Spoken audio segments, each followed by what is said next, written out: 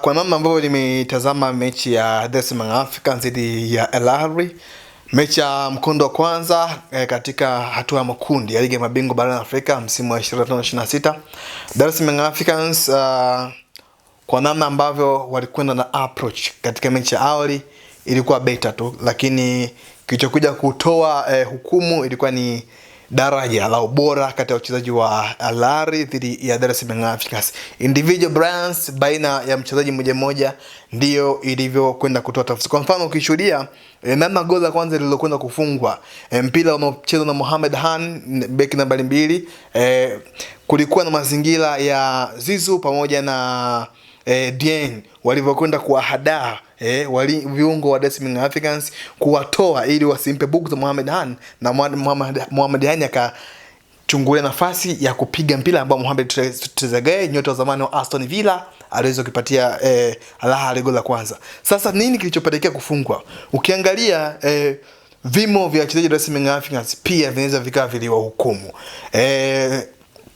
Namna ambavyo alivyokwenda kugombania ile aero balls kwa maana ya Mohamed Trezeguet na Dickson Job kama sikosei, iliweza kuonesha kwamba hii ilikuwa ni class, lakini pia tunazungumzia ubora wa cross ambao Mohamed Han alipiga. Kwa hiyo nafikiri katika mechi ambayo itapigwa katika dimba la Amani Stadium Jumamosi hii, Dar es Salaam Africans wanachotakiwa ni kwenda kuboresha, kwanza kuzuia mipira ya cross ambayo itakuwa inapiga katika lango lao, lakini pia namna gani ambavyo wanakwenda kuongeza usumbufu kupitia kwa washambuliaji wao, hasa katika mipira ya mwisho ambayo inatengenezwa. Tulizoea mara kadhaa kumuona Kratos yani Pacome Zouzoua, namna ambavyo alikuwa na uwezo wa kuibeba mechi mabegani mwake, kitu ambacho walikwenda kukificha Al Ahly ni hata alipoingia kipindi cha pili walijaribu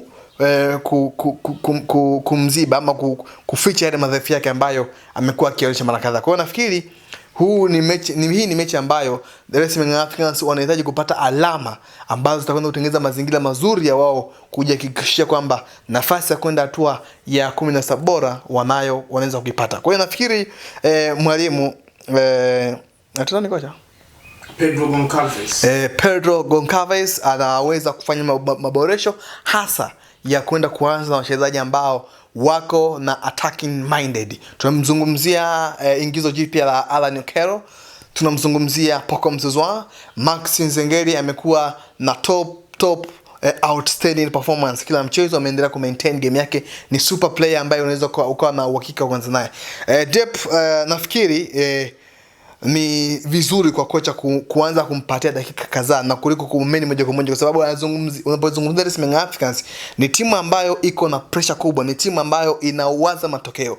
Kwa sasa nafikiri Dar es Salaam Africans siku chache zijazo, mchezaji atakayekuwa na sajili Dar es Salaam Africans anatakiwa kuuliza maswali mawili, kwamba hapa upo kwenye club kwenye timu kubwa ambayo tunataka ligi ya mabingwa Afrika na tunataka NBC Premier League kila msimu. Kwa hiyo sasa wanapokuja kwenye timu kama hii, wawe na mind kwamba tupo kwenye timu ambayo ina uzani mzito kuliko ilikotoka. Kwa hiyo nafikiri anaweza kawa anampatia dakika 30-20 za game second half, ila mwanzo akaanza na Prince Mpumelelo Dube ambaye tayari ana uzoefu na ligi yetu na mechi kama hizi ameziona toka msimu uliopita mpaka sasa. Kwa hiyo nafikiri Prince Dube anaweza kawa ni chaguo sahihi kwa mechi inayofuata. Mahesabu yakoje ya Yanga kufuzu kwenye hatua inayofuata? Nafikiri kama Dar es Salaam Africans ataibuka na ushindi anaweza kawa na akapata alama zake 7.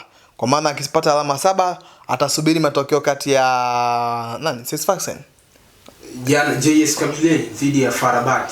JS Kabylie wametoa sare pia, ambao wametoa sare, kwa maana FAR Rabat ana point 5, FAR Rabat ana alama 2 na Kabylie ana alama 2 pia. Kwa hiyo nafasi ya Dar es Salaam Africans ipo wazi endapo atakwenda kushinda mechi hii. Hii ni mechi ambayo inakwenda kutoa mustakabali wa Dar es Salaam Africans kwenda kufuzu, kwa sababu tukumbuke Dar es Salaam Africans ana safari ya kwenda Morocco kama sikosei dhidi ya FAR Rabat, ambapo na pia ana safari ana mechi ya kumaliza na JS Kabylie hapa nyumbani. Kwa hiyo ni mechi ambayo Dar es Salaam Africans anaweza kaitumia kutoa maamuzi ya kwamba hatima yangu sasa kwenda katika hatua ya makundi 16 bora, kuondoka katika hatua ya makundi na kuingia robo finali inakwenda kutafsirika hivi sasa.